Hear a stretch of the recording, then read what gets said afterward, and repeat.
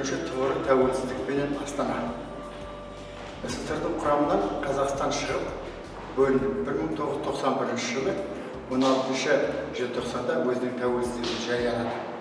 Әлем картасында жаңа жас Қазақстан Республикасы деген тәуелсіз ел орын алды. Тәуелсіз ел болмай, мәңгілік ел болмайды. Тәуелсіздікті біздің ата-бабамыз аңсады, оның ақ арманы болды. Нұрсұлтан Назарбаев бастап, менің замандастарым, бүгінгі ұрпақ ата-бабаның аңсаған арманына қол жеткізді, арманын орындады. Ендігі мақсат тәуелсіздікті қастерлеу, қадірлеу, оны қорғап, баянды ету. Бүгінгі күндегі ең басты мақсат пен міндет тәуелсіздікті баянды ету, тәуелсіздікті тұғырлы ету.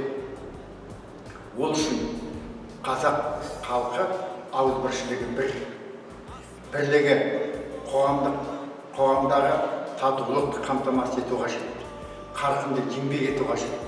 Сонда Қазақстан Республикасы мәңгілік ел, тәуелсіз ел болады. Ақтөбедегі паркте мемлекеттік ту көтерілген. Оның биіктігі 91 метр. Бұл Қазақстан Республикасының тәуелсіздік алған жылын көрсетеді. Еліміз тәуелсіз, тәуелсіздігіміз баянды болсын. Әсем Астанадан Ақмолаға Астананы ауыстыру туралы Нұрсұлтан Назарбаев 1994 жылы 6 шілдеде Қазақстанның жоғарғы кеңесіне мәселе қойды. 6 шілде Астананың туған күні болып тойлануда. Бұл мәселе қоғамда депутаттар арасында қызу талқыланды. Жасыратын жоқ, қарсыласта жақтастарда болды. Бірақ Назарбаев саяси экономикалық, қорғаныс әлеуметтік жағынан стратегияны дәлелдеп, батыл әрі дұрыс шешім қабылдады. Ақмола Астанаға айналды.